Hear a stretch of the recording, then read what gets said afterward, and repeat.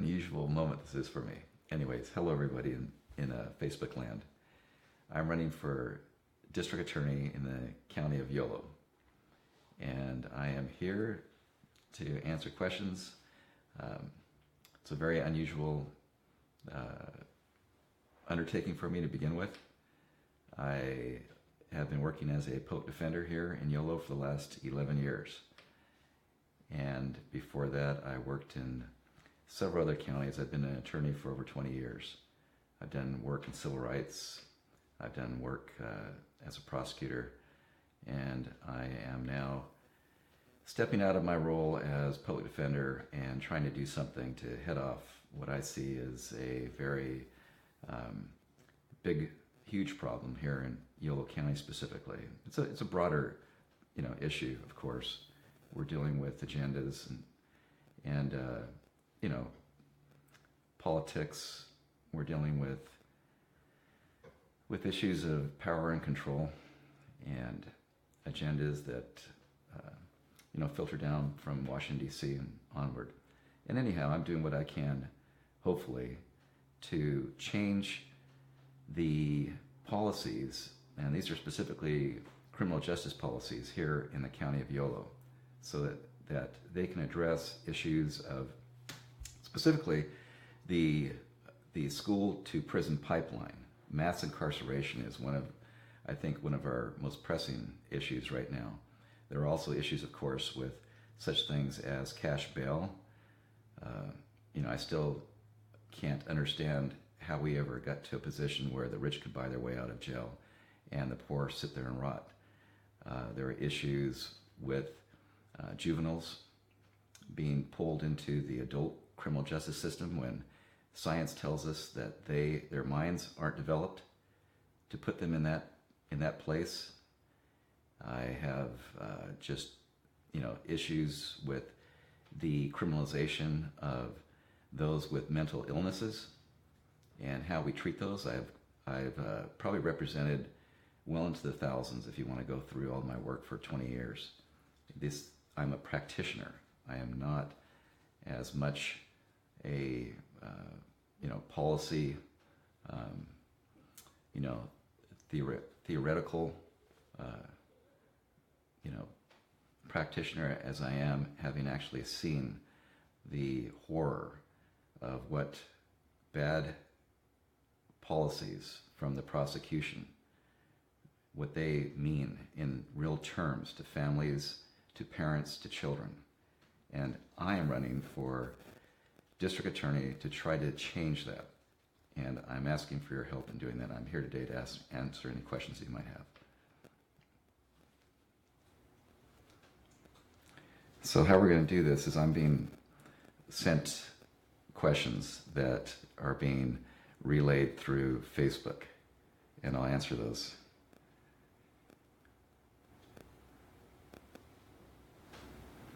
Can you give us an example of what you were talking about, bad prosecution?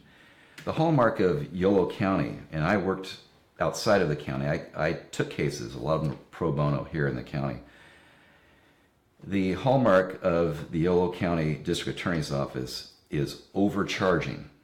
And that means, for example, one of the first cases I remember taking were protesters from UC Davis. These are individuals that had come to protest.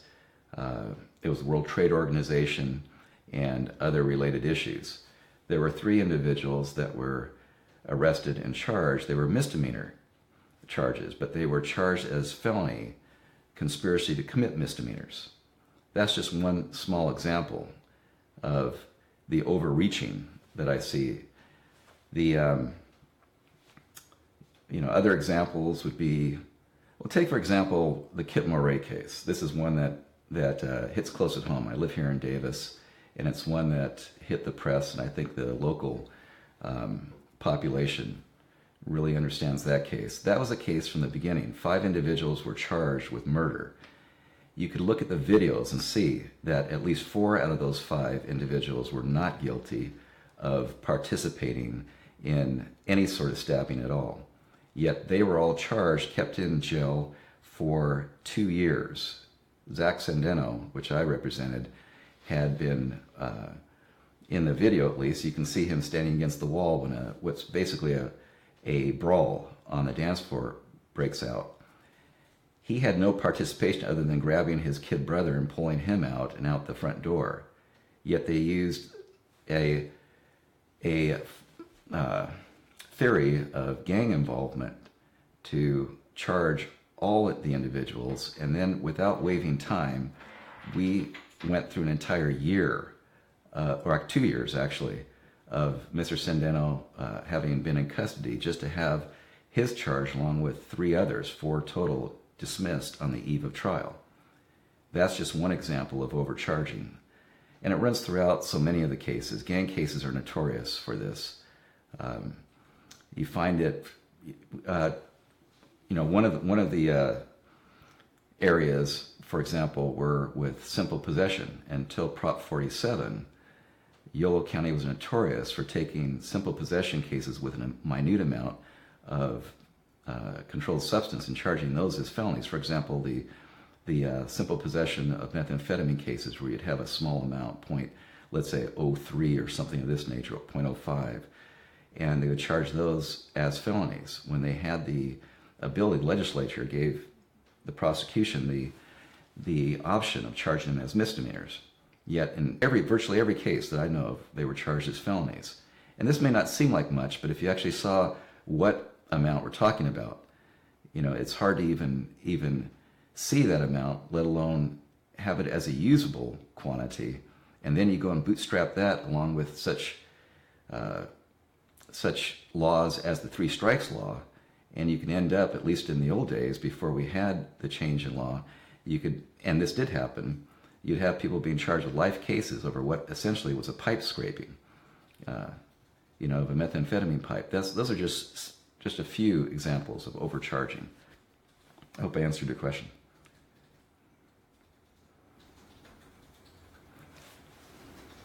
So the next question is, what are the effects of this overcharging in human terms? That's a great question. This is where you really have to walk in the shoes of these individuals to understand the type of pain and the type of misery it causes, and oftentimes for generations. We look at a lot of these families. Anybody in this business can tell you that there are names that show up, last names that show up over and over again. And what you end up with are children that have their parents taken away from them and end up in an endless cycle. They'll end up in an endless cycle repeating itself, where generations of children end up, basically following the same path as their parents. Their parents are taken away. They don't have any leadership in the family. I've seen families destroyed, deportation, children taken away, especially, with what we were dealing with ICE, scooping up people from the very beginning, arraignments and that sort of thing, and deportations. I've seen the, breadwinners in the family, because of the enormous amount of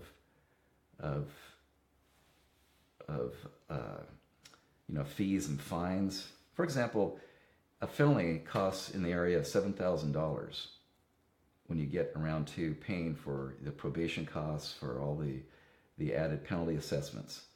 And you're dealing with people that are barely surviving as it is. You throw additional load on their lives, and in addition to that, you have them going through different forms of incarceration and this sort of thing, and you just watch while their lives get pulled apart sliver by sliver, piece by piece. So in real terms, it's horrible. I don't know how else to describe it. You need to talk to these individuals to really understand the pain that they've gone through. Children being taken away from through CPS, which is probably the most painful thing for these parents. Okay.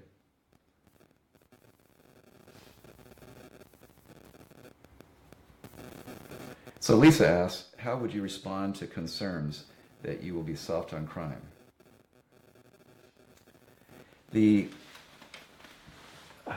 That's a good question. You know, right from the beginning, you have to understand that practitioners in this area all understand that there are those that, sadly enough, need to be behind bars, need to be in prison. I wish I had all the answers. I don't. But I have myself been face to face with many individuals that incarceration is the only way to keep them from hurting people. I'm talking about real crime in terms of harm, real harm done to other people. The issue is really with the great scope of individuals that are not causing real harm. That's really what we're dealing with here. There are many studies out there, and if we look at science, there are many studies out there that repeatedly come to the same conclusions, that there's a great majority of individuals that shouldn't be in the system, that there are a minority, a small amount of individuals that are creating the lion's share, the great majority of crimes. And what we need to do, these studies will actually even go a step further in describing what needs to be done. And that is concentrating on those high rate offenders and bringing a programs to those that need them. And these are programs dealing with such things as substance abuse, as, of course, anger management, and primarily getting these people jobs. That's what needs to be done primarily. It's economic is so much of the basis of what goes on here. So in terms of being soft on crime, just the opposite. I'm trying to get to the roots of crime. There were many periods in history that we can look at and we could say we could take a lesson from, such as the Second World War, when we were closing prisons. And it wasn't just because we were sending people overseas. They had jobs. We had society moving in one direction. We have a program, for example, here in Yolo County, which is the Day Reporting Center. The Day Reporting Center is run through the Sacramento Office of Education. That program works. It has a success rate in the upper 80 percentile. These are the types of programs that need to be implemented. Programs dealing with, for example, mental health issues. Okay, mental disease is a critical issue. A huge proportion of my clients have diagnosed mental health diseases that are at the root of what's causing the problems. We have, for example, a mental health court, but it's almost impossible to get people into that court, let alone the process to get them there. They have to plead to a crime. Explain to me the logic there. If it is mental illness, which is at the root of the problem, if it's causing the activity, if it's causing the conduct that they're by definition not responsible for, then how is it that we only allow them into these programs by way of being convicted of a criminal, of a criminal act, thereby branding them so that we can, in today's world, they can be sure that they always exist with this scarlet letter that creates a situation to where they can never be truly reintegrated or integrated into society. It just puts them one step further down the ladder. And that's what I see in so many of these programs.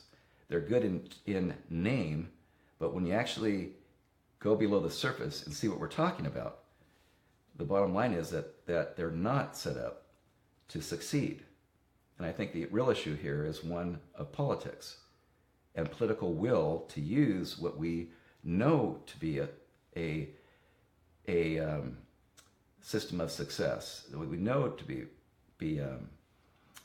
programs that succeed, to implement those and expand on those. Can you explain exactly what a DA does and what they're able to do? The district attorney is one of those hidden jobs in the county that a lot of people don't understand, and many don't realize even that, what the job is, that it exists as it does. The DA, the district attorney, is the chief prosecutor in the county. The district attorney in many ways is the most powerful person in the county. All of the law enforcement agencies, that includes, for example, here in Davis, the campus, the University of California at Davis. It includes the Sheriff's Department, all the local agencies, West Sac Police Department, Woodland Police Department, etc. All of those police reports go through the district attorney's office, and based on those reports and any other evidence that can be collected, the district attorney makes the decision whether or not to file those as criminal cases. The district attorney, in large part, runs the grand jury. The district attorney sets, for example, the general moral code of a county.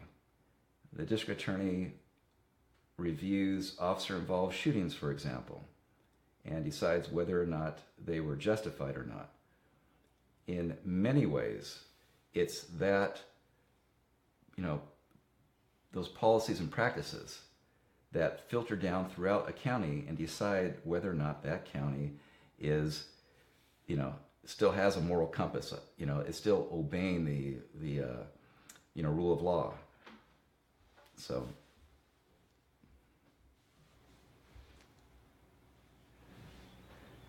just to finish up there,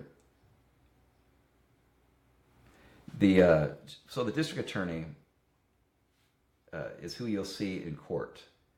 The district attorney can also determine much of what goes on in a courtroom and the money that's spent. The next question leads right into that. You said that the current DA's office wastes taxpayer money. On what and how can we do better? When you have a county that rates first in the entire state, that's number 1 out of 58 counties across the state in terms of trials, that's per capita trials. And if you look in actual numbers, in real numbers, you'll see that the county of Yolo actually has higher numbers than some of the larger counties in absolute terms. There's something wrong here. The county also, in so many areas, also has figures in the upper percentiles in terms of, well, in many terms. And the bottom line is that this is a waste of money. I would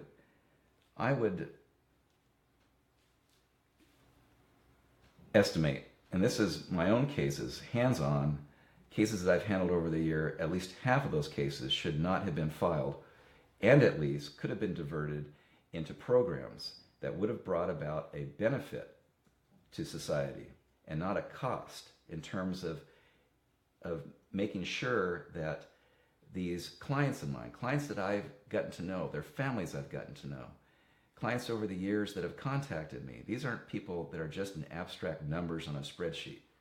These people have real lives and families and others that depend on them and rely on them. And we have a situation where in so many of those cases, they could have been handled in terms of either not putting them in the system, using diversion programs.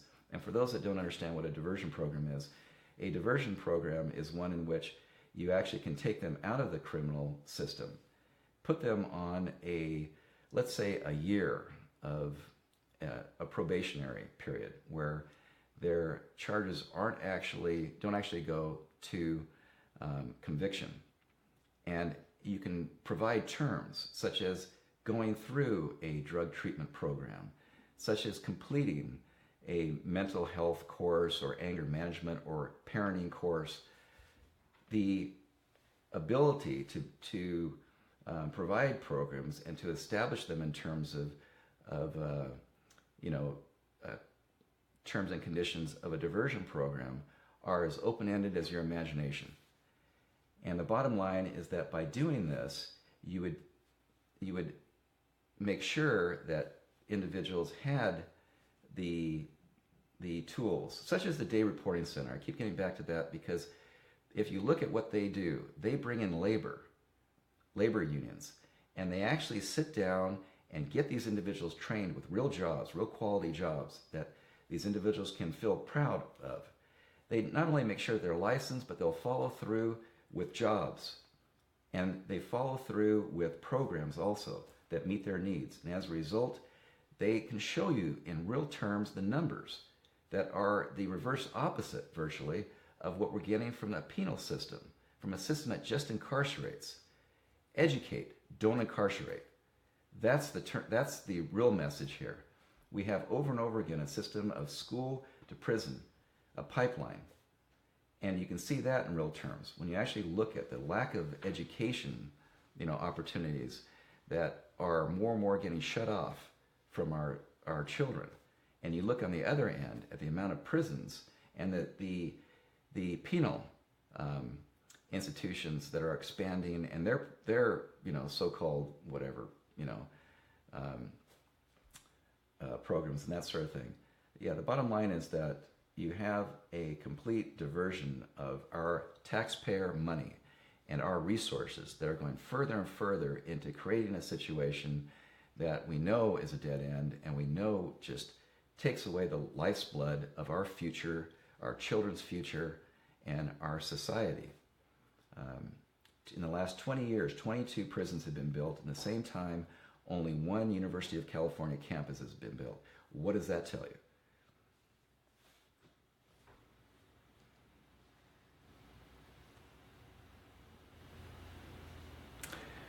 Trent asks, what's your stance on the county entanglement with ICE? The county is a sanctuary county. We have to make good again on that, that commitment. And what that means is not working with ICE, period. That's the answer to that question. And there is an entanglement right now. The federal government is becoming more and more entangled with local law enforcement. And again, this is all about power and control. We have a situation in which we need somebody in the district attorney's office that's willing to actually get there with the political will to stand up to these federal agencies that are imposing a policy of deportation, a policy of implementing, let's just face it, the Trump agenda. It's coming home to our front doors. And right now, we have a situation where, in many ways, Trump has been the greatest organizer for many.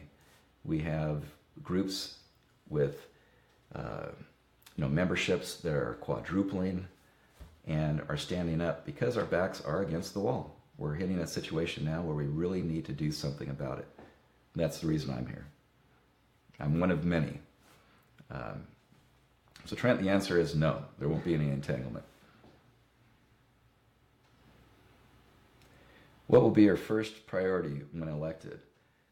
The first priority would be to move people into the positions of power in the district attorney's office that still have a moral compass, that still have a class perspective that's shared with the people of YOLO, with the population of YOLO, that still have a political mindset too, to actually get things done for the better of our rank and file, working class people here in YOLO County. That's what I would do. I would sit down also with the office. Every office has a character, a personality, policies, procedures. There's a certain aspect of what goes on throughout our society right now of dehumanization. And let's just face it, there's a lot of this that goes on in these courtrooms, and specifically in the district attorney's office, that needs to stop. That would be one of my first priorities, to actually look at these people as human beings and treat them as such. And I think that attitude begets the same response from those individuals that it's directed at. Just like I think violence begets violence. You have to do something to attack this at the root of the problem. And that gets into the way law enforcement treats people on the street too. So that would be my first act, to move people in the position of leadership that understand that. and to talk to the rank and file. Those that don't, those that can't change, those that I can't fire as a result would be marginalized. That's my answer.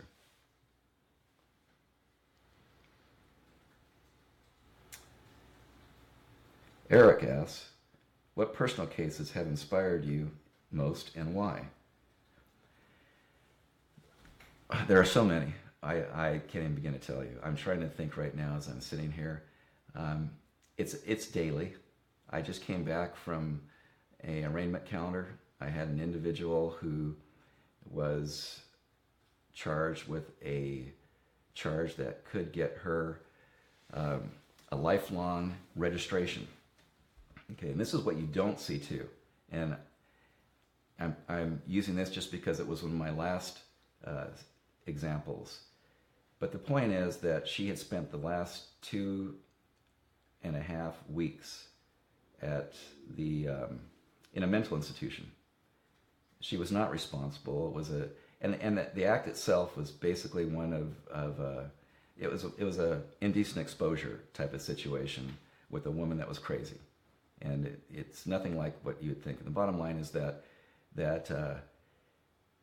I did have a responsible DA on the other side. There are people over there that still have their reasoning, faculties set to a point to where I salute them. And the bottom line is that there are cases like that. Some of the most inspiring cases, I guess, would be cases like Hugo Mira is one that I have a music box that is among the many items that I've been given over the years from families. Hugo Mira was a young man that would have been deported for life. He had never known Mexico. He'd come here when he was a small child, and his mother, a very faithful woman, sat there every day in court. It was a situation in which his case should have been dismissed, and it wasn't. Like I found out as a prosecutor, and this is the shocking realization, is that you can convict the innocent, and it's not that hard. You have to have a prosecutor with ethical scruples, which overrides this political matrix-driven system that we're now seem to find ourselves more and more in, where it's all about convictions, it's all about winning.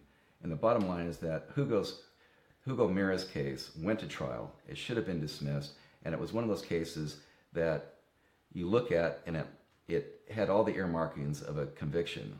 His mother sat there, daily, just a very faithful woman. And the bottom line is that he was found not guilty. These are people, real people. She showed up in the conference area holding this music box. And the music box reads, from the Merritt family, may God's wisdom shine upon you. And it plays to dream the impossible dream. And it has on it that success is a journey, not a destination.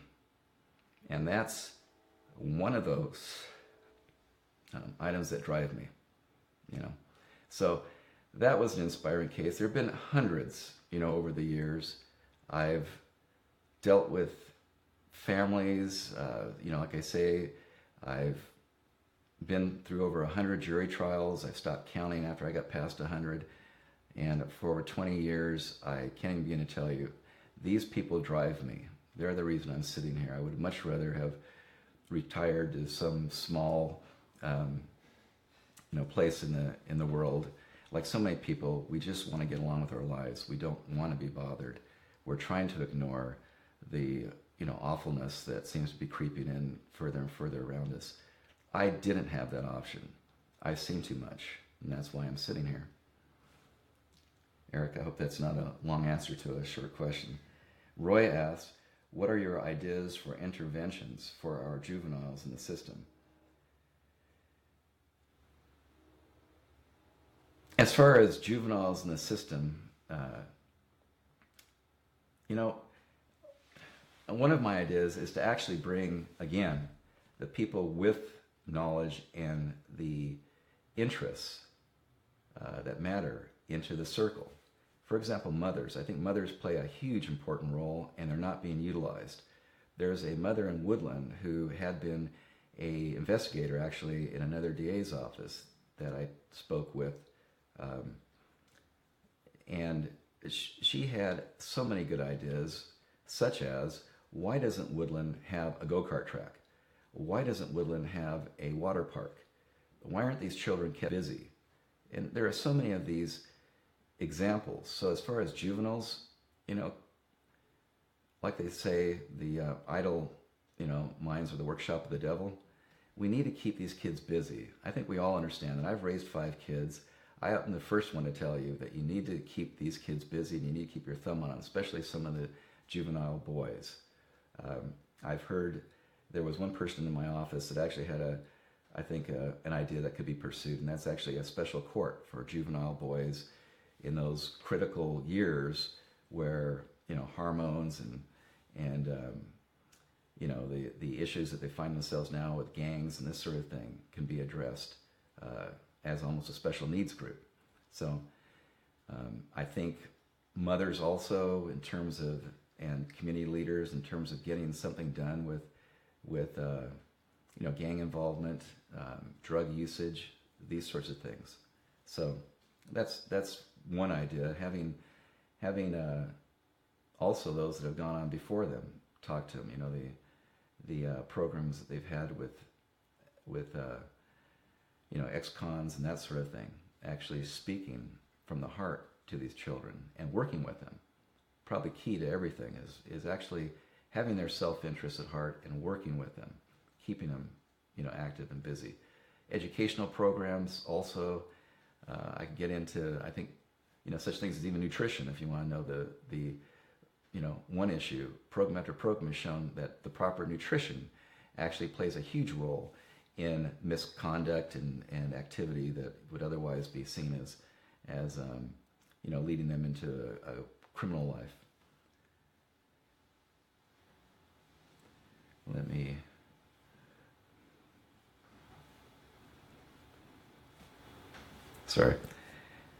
Luana and Melissa ask, what do you say to people who think you are soft on crime? This is a duplicate, but new people have joined since then.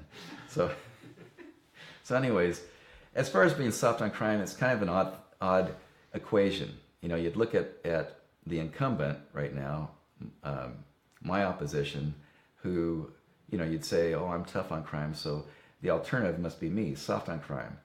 That's just silly, honestly. Tough on crime is doing away with crime, not creating crime. That's, I think, the difference between myself and, who I'm challenging right now. I would hope to be the Maytag repairman of the district attorney's office. That's my goal, to do away with crime. I don't care about fiefdom building. I don't care about expanding my political base. I don't care about bringing children into a system that otherwise ought to be diverted and left alone, of criminalizing the poor. Let's look for a minute at how many of these individuals are in the system just because they don't have money. That starts from such things as the cash bail system. The other night I was talking to a group and I said, whoever thought it made sense to have the rich buy their way out of jail while the poor sit there and rot? And somebody yelled out, the rich. And that's, that goes to the point. So before you even get to that stage, it's a case so many times with economics. You need to address the root of the problem.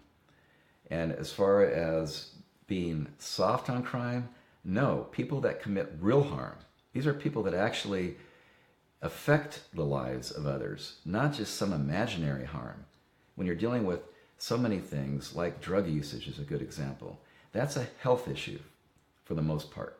Sure, there are those aspects that you can point to, but the great majority of it is something that should be addressed as a health issue, not as a criminal issue. So getting tough on crime is addressing the root of the problem, which is both economic and in many cases health related. So that would be my answer to that. Is that such things as, kindness isn't weakness. Kindness is strength under control, and that's one of the one of the issues that we have to get over. We're not trying to see who the toughest guy is in the block. We're not out there, I'm trying to think of a nice way to put this, but this isn't a testosterone contest. This is one of actually getting to real people and addressing what is in all of our interests. We look around, and the fact of the matter is that we're part of the same species. We're part of the same class. We're working class. We're not black, white, go down the line. We are the same people, and we need to start realizing that and working together as such. That's the issue. When 5 men own as much as the bottom half of the entire planet, there's an issue here, there's a problem here. We need to understand all the outside forces that are affecting us right now and address those with science primarily, not with politics, not with greed and with personal interest. That would be my answer to getting to the root of these problems. We have the answers, it's the political will that we don't have.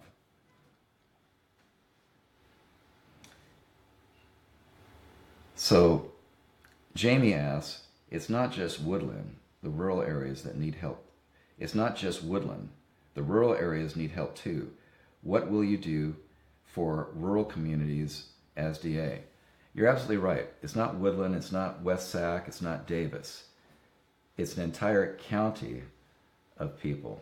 And as far as rural areas, many of the issues are the same.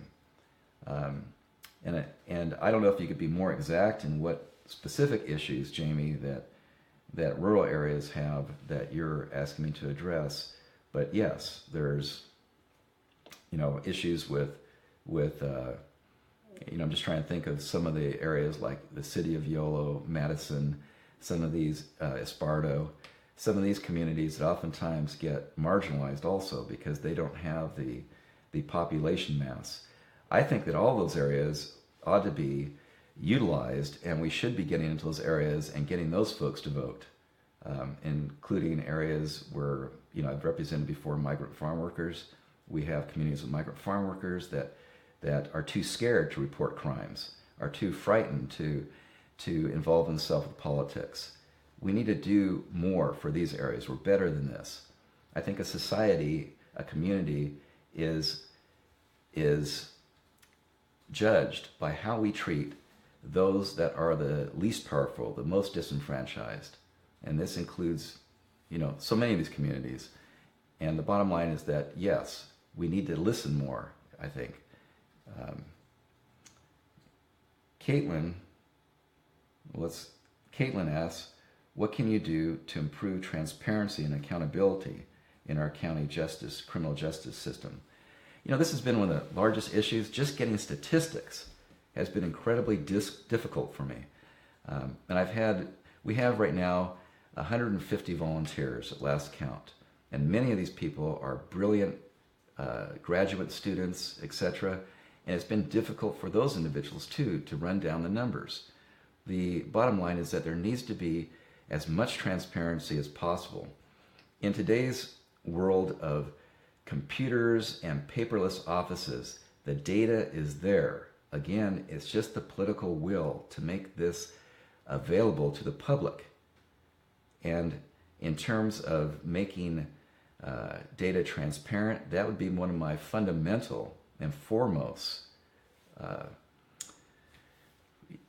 jobs when I first hit office, would be to open up this data, to release it, so that you could see what I see, which is an unbelievable amount of community resources. I'm talking about real taxpayer money that's being squandered in areas that are causing, are causing, it's a make work project basically. There's so much incredible waste. What is it, $120 a day is what it takes for a bed in the jail. And those are figures that are several years old, actually. The newer data, I think you're going to find it's a lot more than that. It's somewhere around over $70,000 to house somebody. That's $70,000 a year to house somebody in a state prison. And the jail, I don't think, is much further away from that. And the prices have skyrocketed in the last couple of years. So many, the great majority of those sitting in the jail are pre-trial because of such things as our cash bail system, such things as our incredibly cumbersome and archaic way in which we prosecute people.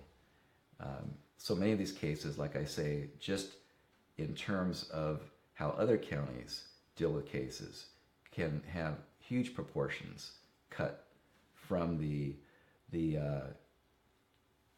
calendars in the courtrooms. And this saves money in everything from the sheriff's transport. It saves money. $10,000 a day is what I last heard. I'm sure it's a lot more than that now. When I practiced in Sacramento, it was $10,000 a day just to keep a courtroom running. That didn't include the attorneys. That was the courtroom staff. That was the everything from the lights and etc. So you look at the costs involved, and that's not including all the amounts that are spent with such peripheral organizations involved too. That money can be saved and it can be cataloged. The money saved can then be re-diverted into programs that actually get to the root of the problem. These are programs, social welfare programs that can address, like I say, the health needs of these individuals, the educational needs of these individuals, the job concerns. That's what I would do, hopefully with your help. So anyways, transparency is key, and we're not getting that right now from the district attorney's office. Luana asked, do you support statewide bail reform? Absolutely. And if you look at the donors to the current prosecutor's campaign, you'll see a large proportion as being the bail bonds industry. And that's just the reality, is you have special interests here that are running the politics behind so much of what we're seeing in the way of such things as offers, settlement, bail amounts. All of these are tied in together. There are self-interests here that are being benefited by the way things are. You can look at it right now and you can say to yourself, things aren't running right. Well, they're running right for certain people, like that comment the other day, that was shouted out about it makes sense to the rich. That's the very point, is you have to get politics out of the criminal justice system. It's not justice if you have a small percentage of the people that are making a ton of money that are running the system. That's what we have to change. And we need to change that by getting people in there with the same class interests, the same interest in doing something about this. So that's the overall answer to so many of these questions. Sergio asks, you're a great public defender. Why do you want to be DA? That's a personal question, but it's also a very good question. Sergio, I have no idea who you are, and I thank you for that comment. This is nothing that I asked for. It's a situation in which I found myself in a place where I didn't believe I had a choice. It's a very strange set of circumstances that brought me to sitting in this chair, looking into a camera, talking to folks out there in Facebook land, and to someone like you, Sergio. And the bottom line is that I've just gotten tired. I've gotten very tired. I'm in a place in life where it's like, I keep thinking the Janis Joplin line that says, when, freedom is just another word for nothing left to lose. My children have grown up. I find myself, in a station in life where I've seen so much that I can't do anything but go forward like I'm going now. Um, I had, if you are familiar with the history of what happened here, there was Jeff Reisig has run the last 2 terms unopposed, and he would have run yet a 3rd time unopposed. And the bottom line is that everyone that I know of, that I associate with at least, will tell you that something needs to be done. There are huge problems in the prosecution's office here in Yolo.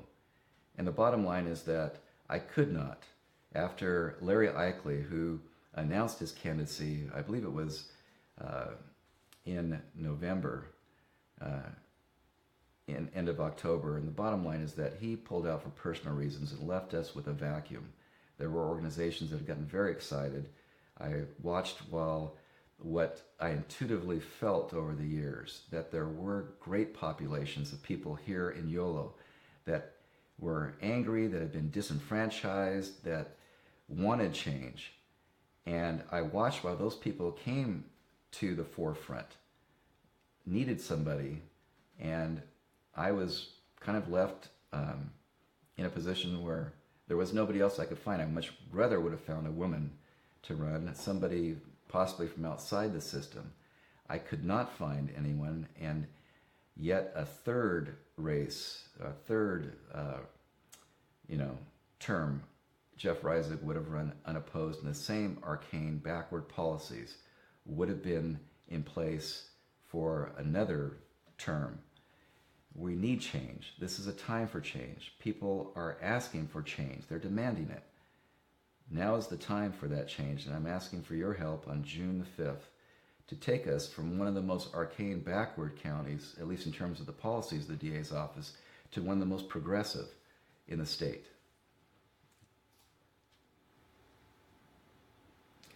Desiree asks, Dean, when you are elected, what will you do to bring Yolo together for healing after 15 years of people living in fear under the current DA? You know, I think that probably the first order of business would be to do just that, bring people together, and to have people given a voice. And these include the charge of the DA. This is what you have to understand. The charge of the DA is to do justice. It's a much more important, broader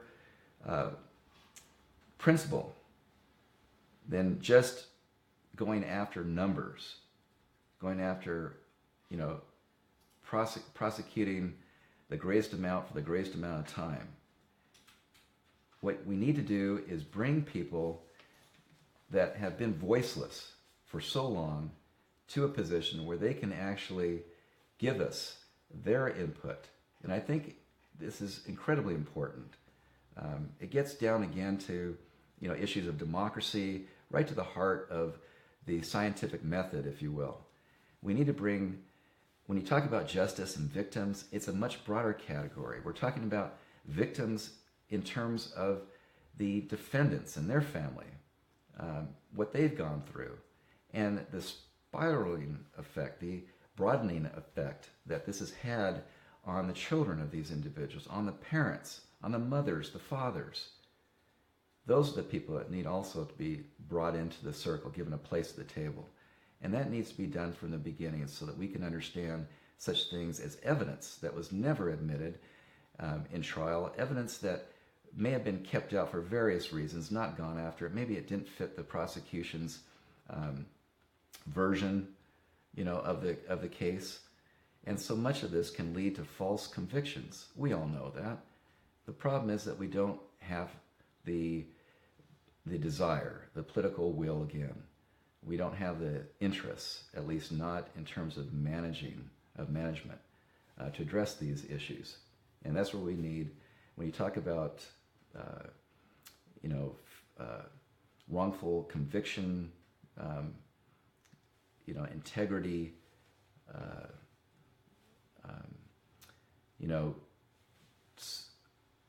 groups that can address these possible false convictions of the past, when you can address issues like, for example, West Sac, the gang injunction. that for so many years has caused so much pain there among, especially among certain communities, such as the Hispanic community there. These are the sorts of things that need to be addressed.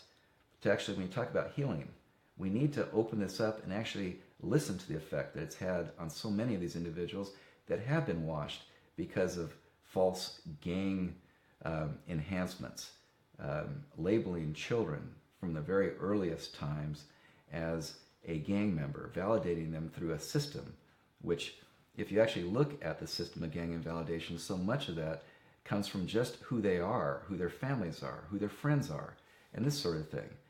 Those are the types of issues that need to be addressed, and we need to have people listening. That includes law enforcement.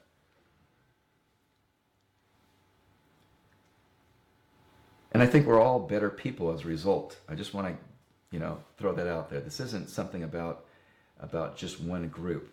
We all share the same interests, and that's what we have to understand. Jonathan writes, maybe you already answered this, but what will the solution be to overcrowded jails?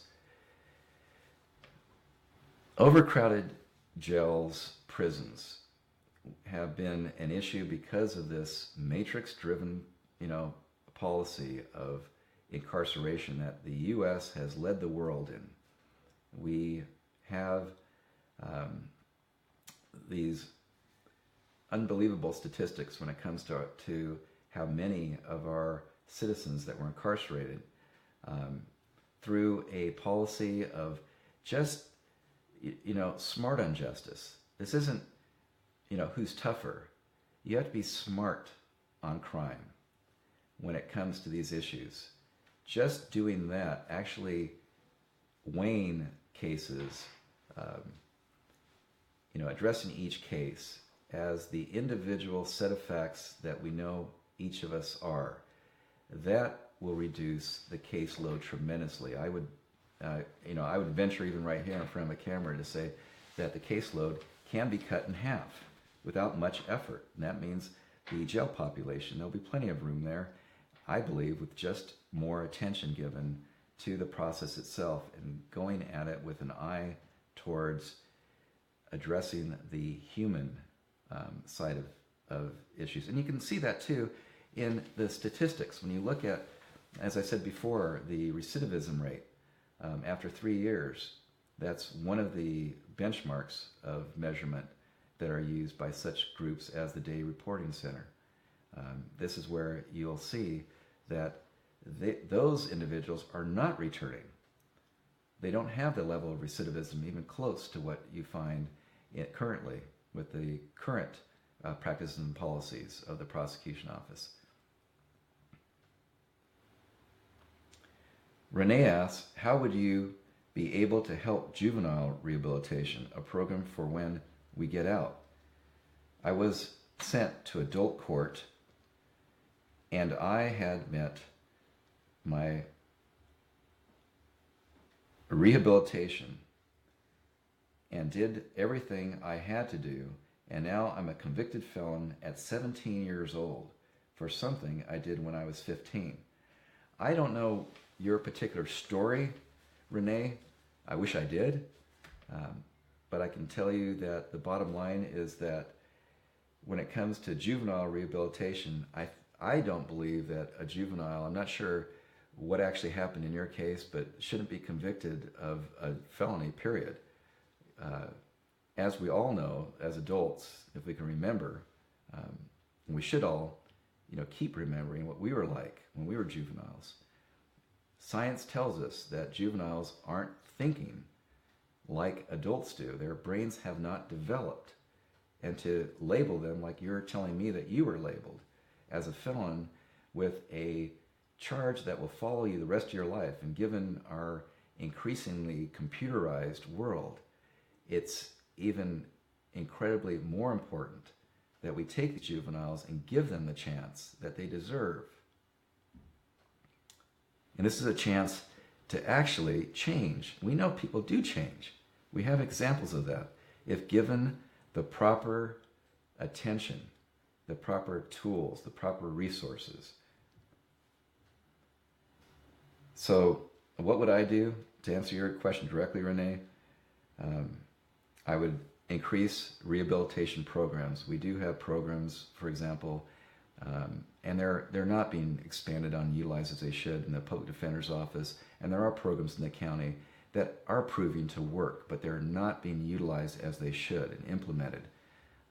Every juvenile should have access to those programs, and there should be increased use of programs that would expunge your records and reintegrate you into society and alleviate as much as possible that felony, so that you won't have the difficulty of finding a job as so many others, have, unfortunately. Last question.